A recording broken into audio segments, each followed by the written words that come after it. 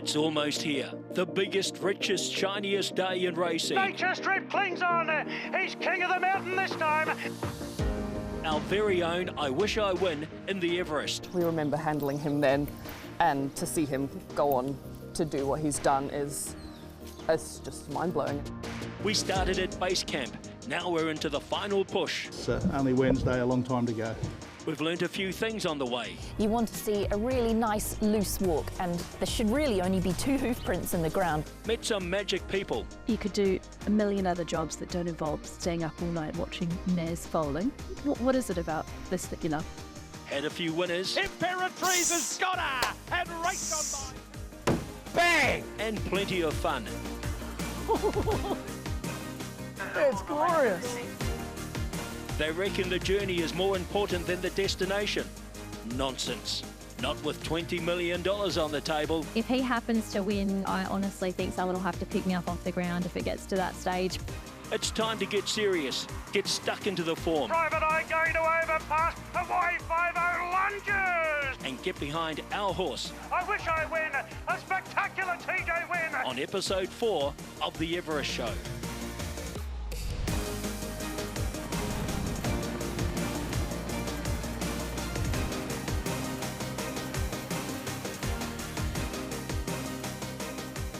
Well, we've loved the journey and we are so excited to reach the summit of the Everest. Saturday, the big race approaches, one of the biggest races on the calendar, worth $20 million. Brendan Popwell, Guy Havel, good morning to you. Just watching that opener, reminiscing, I'm having a flashback of the past couple of weeks. I can't believe we're nearly here. Yeah, it's a bit bittersweet, isn't it? Because we're finally at the race, but it's our last show. But I just cannot wait for those gates to crash open on Saturday, BP, and the 70 seconds that follow. Oh, look, it is going to be amazing, isn't it? And you're right, to speak how quickly it's gone in terms of the show, and now we're here. I Wish I Win. We've been talking all about him. Let's get the show on the road and see the horse hopefully unleash and take the race out. It really is going to be an exhilarating race, and so many chances in the race, but we really do have a genuine chance of winning it. We do, and before we find out what's on the show this week, you might remember from last week I gave you a hint about a life-changing prize, and this is what it is. The Mega Millions, the Everest Mega Millions. This is your chance to win $10 million. All you have to do is pick the correct final finishing order of the 12 horses in the race. It's free to play. All you need is a TAB account, and you can literally change your life. Have you done your selections, Guy? Yeah, I did them yesterday.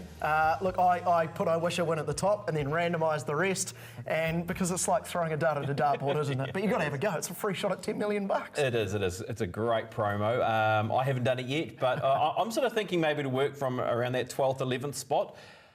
I Wish I Win at the top. I'm struggling with that 6, 7, 8, 9, 10. Yeah. Ooh, good luck.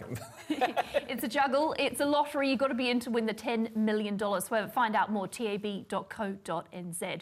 What's on our show today? Well, there's lots to look forward to. We catch up with Aidan Rodley, who's on the loose in Sydney. He'll be bringing us all the latest. We catch up with an expat Kiwi, Bjorn Baker, on his chance in the Everest overpass. Peter Moody, we've become very familiar with him over the past few weeks. He's back on the show. You've also got champion jockey Glenn Boss. Our finale from the ACC, and then to wrap things up, of course, BP's best bets. Whole show jammed full of facts and stats. We are really looking forward to it. Well, as you heard through that rundown, we have a man on the ground in Sydney this week, and it's none other than Aidan Rodley. He joins us now. Aidan, a very good morning to you. It's been a busy week. Tell us, what's the buzz like around Randwick? Oh, you know, Emily, you've been here to the big race days before, but this is as big as it gets, and 20 million up for grabs in the Everest this year, and just so much atmosphere around. Everyone's talking about it. You get around the streets, you know, we're hearing about people who are in shops, just going in there, doing a little bit of shopping, and they're getting asked about being there for the Everest and things. So the buzz, you can't mistake it and you can't miss it. Mate, it's not just the race day, the actual day where they put on a show around this. There's obviously a big build-up. This is probably the first time we've seen you not in your number ones this week, considering all the functions they've had. What's left? And do you have enough outfits to get you through, do you reckon? I'm trying to keep away from all those the big events that involve the stakeholders. There's a ball tonight, there's a lunch tomorrow, and there's so many other events. Actually, speaking to Mark Chittick about that, he said his build-up to the Everest is more intense than the horses. It sounds like there's functions everywhere, but for me, I'm going to keep a little bit of a lid on it and just focus on the build-up for the horses, guys. Yeah, that's a little bit unlike you, Aidan, to be keeping a lid on things. But anyway, moving right along, let's talk about the race day itself. From Sweet Caroline through to a Group 1, there's everything you want there on race day. Yeah, it sure is. A massive undercard. There's this new race, the $5 million King Charles III Stakes, which has brought together a really good field. We've got a New Zealand horse, Sacred Satono, and a $1 million Silver Eagle on the undercard as well. But unmistakably, this is all around the Everest. $20 million this year, 12 horses. People may be downplaying the quality of this race. I think it is a very, very good Everest field. And of course, we've got the trackside media influence as well with I Wish I Win. We've got another Kiwi influence as well. We'll bring that in very shortly with Bjorn Baker. That'll be a win for the Kiwis with Overpass as well. And BP, on the singing, I'm just going to leave it for you. My singing, no one want to get near me, otherwise they'll be just ringing their ears out afterwards. Oh, good stuff. All right, thanks, Aidan. Cheers for that, mate. And, oh, yeah, I think he's going to be having a bit of fun over there. Yeah, it's a terrible week he's going to have. I'm not sure how he's going to cope. We'll be back with Aidan shortly. In the meantime, let's find out a little bit more about our runners in 2023.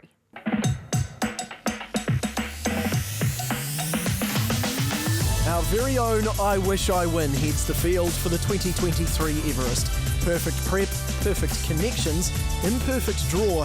He's the highest rated horse in the field and brings best form into the race. Come on, son.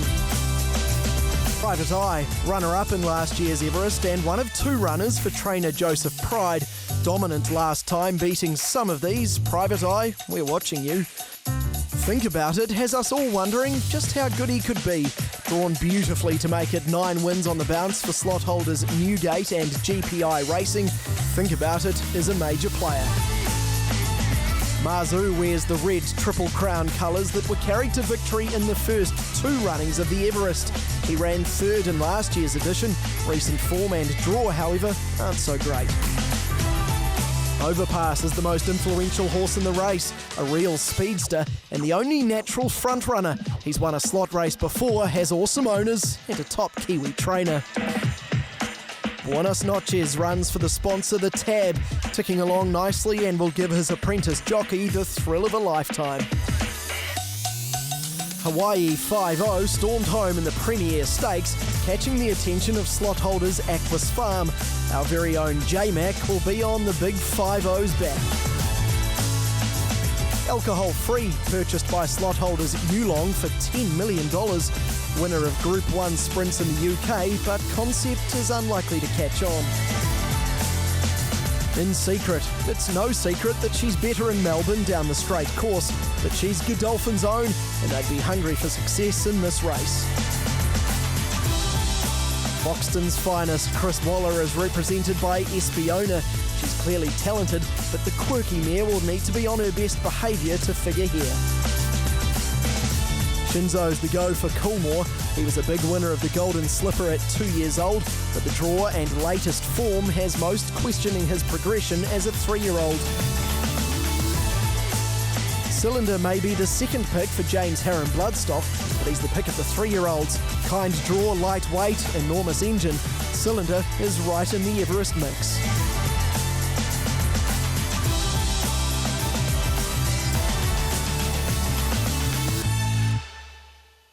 Well, looking at that, we've talked a lot about I Wish I Win, but Guy, it might not be quite that simple. Yeah, Cylinder, as we just saw there, a very, very good chance. And then when you throw in great jockeys like Zach Purton on In Secret and James McDonald on Hawaii 5-0, all of a sudden the picture just becomes a little bit more complicated, doesn't it? It sure does. Brennan, what's that done to the market? Well, it certainly has changed it because we've seen I Wish I Win drift in the marketplace. Think About It is the favourite at $4.50 outright. I Wish I Win $5.50. Private Eye has supporters at $6. Winners out of the barrier draw, Cylinder and Overpass, they have been played at their prices $8.50 and $10 respectively. Now we have the barrier draws, I guess we can really get into the speed map and what the race shape is going to look like. There's a couple of winners, couple of losers. I guess you could say I Wish I Win is a loser, drawing right on the inside. And Overpass, the obvious leader, should be able to get straight through to lead. Correct. Yeah, Peter Moody said pre-barrier draw, if there's one draw we don't want, it's a low one, and they got the lowest one possible in barrier number 1. But still may not be a bad thing, though, I think, for I Wish I Win, because he's going to land sort of in that 3-back, 4-back the rail position. Overpass in draw number 2 is a good draw. Think about it in barrier number 5. Then you've got horses out wide. In Secret, Mazu placed last year. They're drawn out. They've got some decisions to make from out there. But Overpass, he has the barrier speed anyway. He was always going to lead in the race. And this time round, he doesn't have to work too hard to be able to find that front position. Aidan Rodrigues, we get to you over in Sydney. Overpass, he leads? Yeah, so Overpass the likely leader, but I think there's enough there for I Wish I Win, who's probably going to get a little bit closer than we would have from a wider barrier draw. We've brought in Bjorn Baker just to talk around this Everest, and you've got Overpass. First of all, how is he? Yeah, he's great, Aidan. Thanks for coming out to Warwick Farm. Good to see you guys out here, and good to say g'day to the viewers at home. Yeah, we've just had a look at that speed map. Overpass, he is the likely leader here, isn't he? Yeah, he's got speed. We want to utilise that. He's got a good gait, and I think the key is he doesn't go too slow, so we'll try and roll along a little bit. So I think a lot of people think that he might just sort of get to the front and go slowly, but I don't think that gives him the best chance. He's definitely got to be rolling along and utilising his high cruising speed. Yeah, so interesting the slot race, isn't it? Because it's not only your owners, but you've also got the slot holders. How much fun are the new guys? Yeah, well, you've got ATC Racing, of course, which is sort of like my landlord. You have a lot to do with them, so that adds a bit of pressure. And then Ram Racing from West Australia, so they're going to add a lot to the day. There's a couple of big Kiwis in there as well, and looking forward to that. They'll definitely be a lot of fun, win, lose, or draw. Yeah, absolutely. Talking about that, where does the horse stack up? Is he a bona fide winning chance? Oh, you've only got to look at the former in his last 3 starts. Amelia's Jewel, he bet her on her home turf. He came a close second to Giga Kick, and of course last time he was just beaten by Private Eye. He's better at 1200. He's had the 4 weeks between runs. We get the good track. We've got the good gate. I think there's a few things in his favour. So definitely going in confident. He's going to run well. He can run the race of his life. If he does so, he's in the finish. Yeah, there's a lot of upside by the sound of it. Where's the party afterwards? We're not even thinking that far ahead. It's going to be a pretty big party on Saturday, so it's going to be an amazing atmosphere. Great to be involved. I think one of the part owners, Tony Kingston, he's from Ashurst originally, so just down the road. I'm from Woodville, and it'll be great fun. So looking forward to it. And the one thing, if Overpass wins, it's a Kiwi win, isn't it?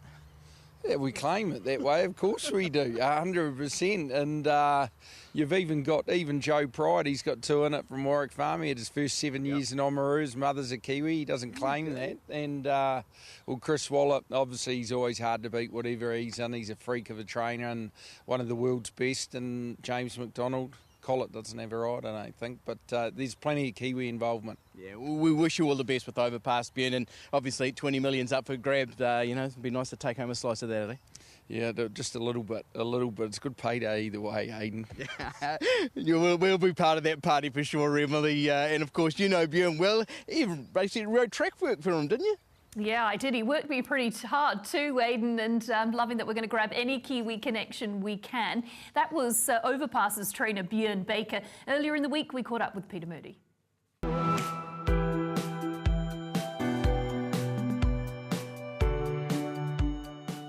I was asleep when the barrier draw was done last night. I couldn't tell you where any of the others have drawn, to be quite honest, but at the end of the day, I'm not riding him, so not my problem. I'm sure Luke will come up with a plan between now and Saturday. It's only Wednesday, a long time to go. He's in good order. We've kept his work up to the mark. Couldn't be more pleased with him, really pleased. It's pretty special for all of us, really. We're not denying the fact he's New Zealand born and raised and owned. New Zealand horses have been a massive part of our Australian culture for a lot of years. Probably not so much in the sprinting ranks, but this bloke's broken the mould a little bit there, and he's a true blue Kiwi. He's gone above and beyond, I suppose. So if he stirs something in the hearts of the Kiwis, I'm all for it. We've been the beneficiary of all the hard work that had been done in his younger years, and when he was given time to grow and mature and develop and furnish, and he was beautifully handled by Tiako in the early stages of his career. So we've really been the beneficiary of that, but he's a happy, sound horse now, and just goes to show you, Dr. Green and Dr. Time, they're the two cheapest vets, and if you give it to most horses, they'll usually repay you with their best. It doesn't always mean they've got his ability, but they'll repay you with the best they've got. Get on the bandwagon, he's in great order. We're going to need a little bit of luck, but you always do in these big races, but I'm sure he'll give you a great sight, team. Hey, big fella, he's ready to go. He is ready to go, isn't he? He was working his way out of the stable there. Here's his overall profile. He's bred by Waikato Stud, of course, trained by Peter Moody, Catherine Coleman. Look at that prize money, $8.54 million. Will he add an extra $20 million to that resume on Saturday? If there's a man that knows about winning big races, it's Glenn Boss. He has 3 Melbourne Cups to his name and Everest, and we chatted to him about what he thought about I Wish I Win's inside draw. Oh, it's a great spot. I mean, for these big races, if I was riding him, I would have been sitting there going, hopefully between 2 and 4. That's my spot. Draw 1, Luke would have went, he would have had a little punch in the air, I'm sure. Because, you draw 12, I'll say, oh my God, you got no decision, but you have to go back, right? And then all of a sudden you're out of the race. He's had a great preparation. First up, just got beaten in the Memsies behind arguably one of our best horses in Australia right now, Mr. Brightside. That's got to be the form, right? Alligator Blood, was there as well. He's come out and franked the form. So 6 weeks in between runs, coming back in distance. Peter Moody, absolute genius. Barrier 1, Lukey Nolan, he won't be overawed, by the occasion. And simply, put it very simple, he's the fastest horse in the race. His splits say he's the fastest horse in the race. First up in the Lightning last year, he was 6 lengths away at the 600 and they went 32.5. Do the maths. What did he run, right? So Peter Moody thought, that was a tough run for him first up last year. Would have had to cuddle him for a week after that run because he really had to put a big effort in. He said, no, I'm going the other way this year. I'm going to go 7 furlongs, soft run, beautiful, almost come out and beat Mr. Brightside. 6 weeks to prep him up. He's having a bit of a whinge, didn't want to draw barrier 1 and all that sort of stuff. You know what, that's just trainers being trainers. He's the best horse in the race. Don't ignore the obvious. Well, great to get Glenn Boss's insight, and he seems pretty chuffed with that inside draw. We need to look at some replays because there's some key contenders here that I want to refresh my memory on, and I Wish I Win is one of those. It comes through that last start third in the Memsie Stakes. Yeah, that's right, and drew barrier number 1, so that's the barrier draw he has on the weekend. They would have learned a lot from this because he was going to get back on the rail, in and around horses. They were the big unknown factors heading into the Memsie. So he's had that experience, and Luke Nolan did a good job to be able to work him away from that rail position. So the setup of this race is going to be very similar to the weekend in the Everest. He's got genuine Group 1 horses in front of him, and Mr. Brightside and Alligator Blood. He gets across heels. There's a fleeting moment right here where you believe that maybe he's going to go straight past these horses, but he just peaks at his run in this race. I think it's a great setup for him, though, from this race with how he's been able to perform to say that he's ready to go one big race this weekend. Yeah, and that was 1,400. Obviously, the Everest is 1,200. 200 metres less, I think, is perfect for him. Yeah, right up his alley. Think about it as the next one we look at, and this is, of course, the Premier Stakes. Very tough win. Look, it was, and this is a runner that is a genuine winner. He's won 2 Group 1s. He's only lost once in his career. He is a horse that is pushed by Hawaii 5-0 in this race, and I guess we got to try and line up that form with how much of a chance that runner is in this weekend's race. But I do believe this will bring the horse on. He's a runner that's just had this one run. He comes underneath the runners here and he gets the job done. Key factors for him this weekend is he's drawn in the right spot. He should be able to get the right run in the race to present and give him the best chance of winning, and I think he's one of the hardest to beat, especially for I Wish I Win, Guy. Yeah, no doubt to me that Think About It is the main rival to I Wish I Win in this race, I think. Yeah, it's the obvious pick, isn't it? For the 3-year-olds, we want to look at the Golden Rose. Cylinder was very good in this one. He was. Look, he's covered a lot of extra ground in this race. He jumped well in the race, and then they tried to find a position and couldn't quite find it, so he ended up having to cover 3 wide extra ground in the race. Shinzo's at the back end of the field. They ran the Quinella in the Golden Slipper last year. What I like about Cylinder for this year's edition is a very similar setup to Yes, Yes, Yes, placed in the Golden Rose and then moving into the Everest, where that runner, Yes, Yes, Yes, won the Everest. This horse can do something similar here, can plant itself up on speed with the better barrier draw, can sit outside, overpass, and give him every opportunity. And those all blue silks of Godolphin, they love winning big races, Emily. Yeah, can't underestimate those, can you? Finally, Private Eye in the shorts. This is another really live chance in the race, isn't it? It is, and this horse, again, covered extra ground in the race and was able to win. Chasing down Overpass. Overpass is one of those runners that's been backed at odds because he's going to sit in a forward position. He led them up on this occasion. Private Eye's a horse 12 months ago.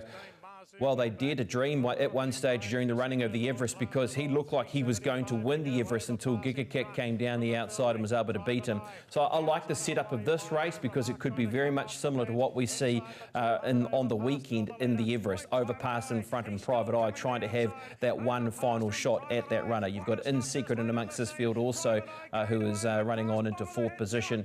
Both of those horses there that run first and second, I think, have to be strong chances for your Mega Millions, keep them at the higher end, and if you're playing trifectas and first fours. Love your work, Brendan. Thank you for that. We love our numbers, our facts and figures. They can tell us so much. And Guy, is the Everest by numbers. And what's jumping out to me is the winning numbers. 3-1-12, 3-1-12. So the obvious pick is 3 again, and that's Think About It. If you're a Think About It fan, you're probably licking your lips, aren't you? What I like here, winning barrier, 1, winning numbers, 1, winning age, 5. I wish I win. It's all just coming together. It most definitely is. Well, we're going to get you to a break, but before we head there, let's find out what's up next. Still to come on the Everest Show, I Wish I Win is a real son of a gun. From the start of his career, he was always showed me that he was a good horse, and what he's done is history. The final countdown with the ACC. Here are the top 5 Aussies that are great New Zealanders. BP's best bets. And we sign off the series with real star power. They say the Melbourne Cup stops a nation. Well, the Everest certainly wakes it up.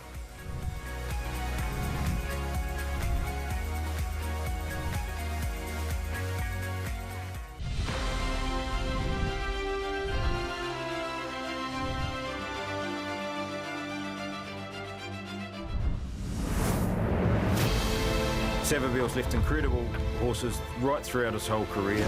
Savabill in front, and it's a 3-year-old's cockfight. He's 22 years old now, but I Wish I Win's probably looks like his best work. I Wish I Win over the top. I Wish I Win's going to absolutely pound them into the turf. And this horse has been far too good for them.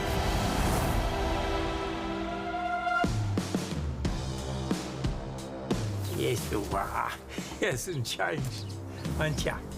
Graham Rogerson, former trainer and looking after of Savabill. He's still up there with the very best that I've ever trained.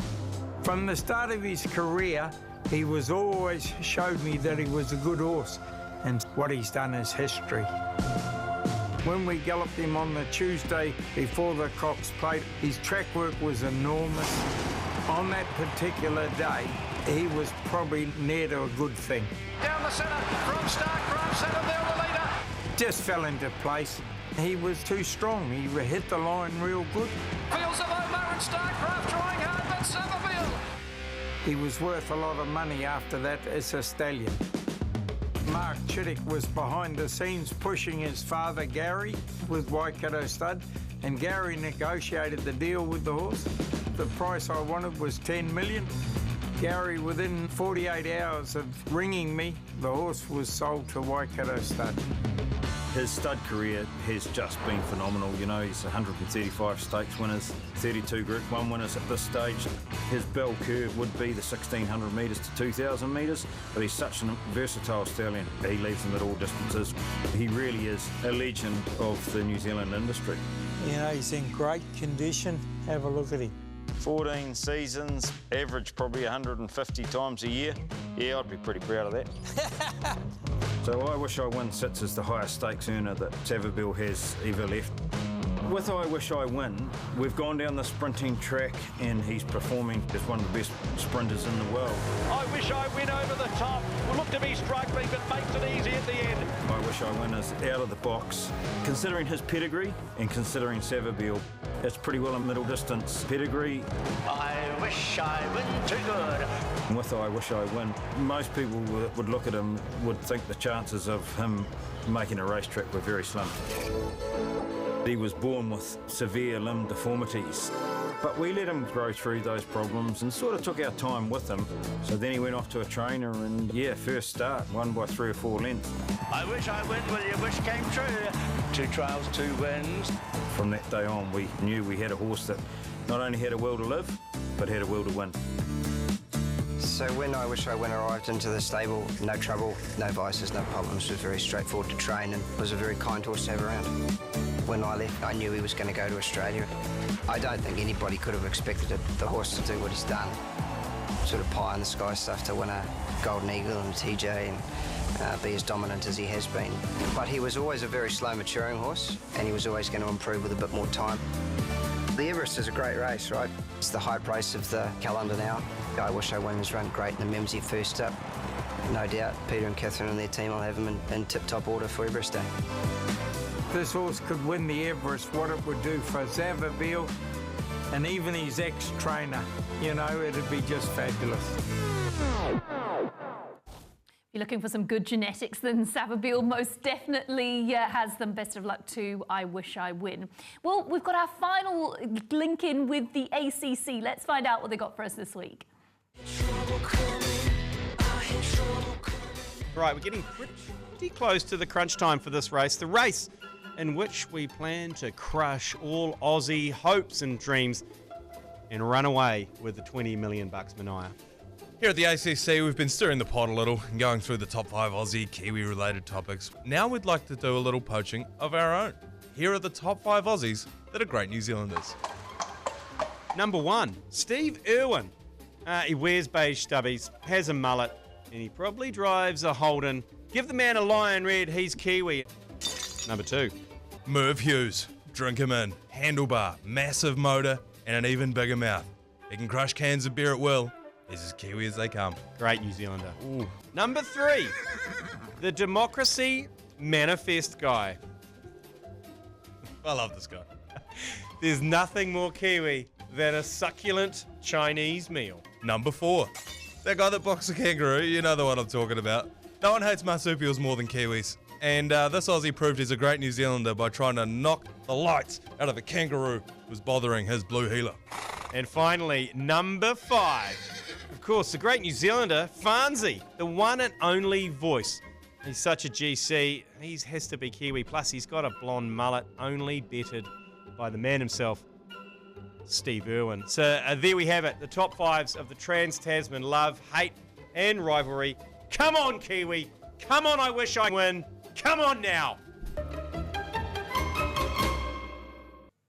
Do we have to put a line through them? Can they? Have they got a contract? Can they stay on with us? No, Guy? I think we're done. I think 4 was enough. I don't know what on earth they'd come up with for week 5. Although in saying that, You're the Voice, John Farnham is my favourite song, so not so bad. They were nice to us for the final week. Brendan, let's get into the betting lab, but tell us what you've got for us this week. Well, I'm keen about getting around I Wish I Win. He is going to be around that $5.50, $6 price. I wouldn't be surprised if he drifts in the market, so I am going to take a multi with him to win the Everest on the weekend. So we'll just hope that Luke Nolan gets it bang on, and happy to take that risk if he does get out to $5.50, $6. I like this horse. Her name is Molly Bloom. She runs in the very first race at Hawke's Bay. She is the favourite for the 1,000 guineas coming up in Cup Week in November. She is a $1.90 favourite. So I'm happy to take a sneaky little multi with her to win the first race into I Wish I Win to win the Everest. So we've got $72 multi on that runner. And then I'm going to invest on the first 4. I'm going to box up 1, 2, 3, 5, 6, and 12. $180, should I say, for 50%. Love your work. We've followed Brendan for the past 4 weeks, so we might as well follow him in again.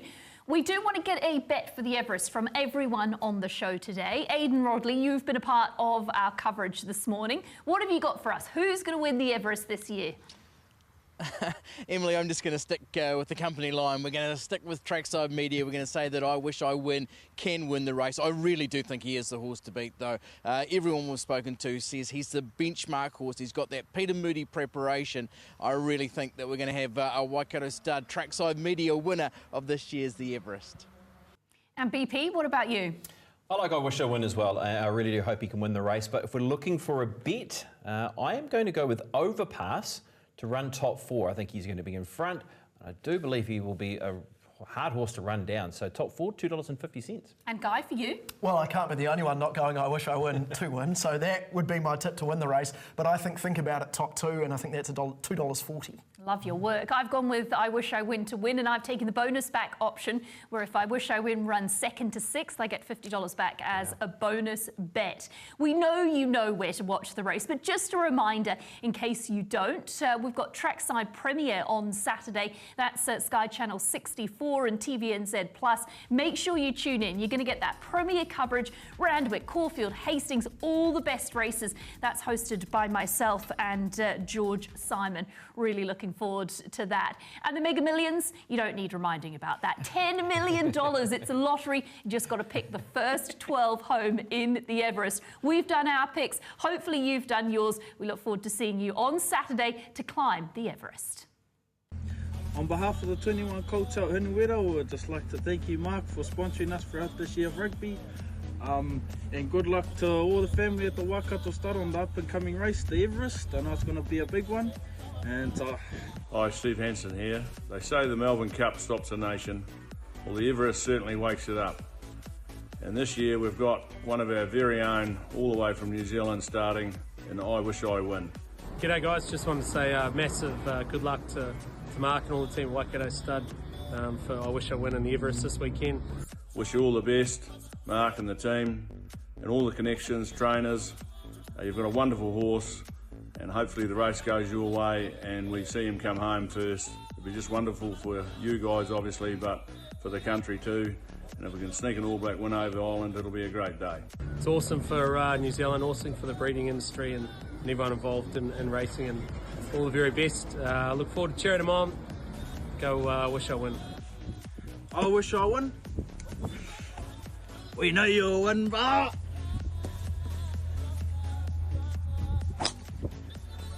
say it as our five.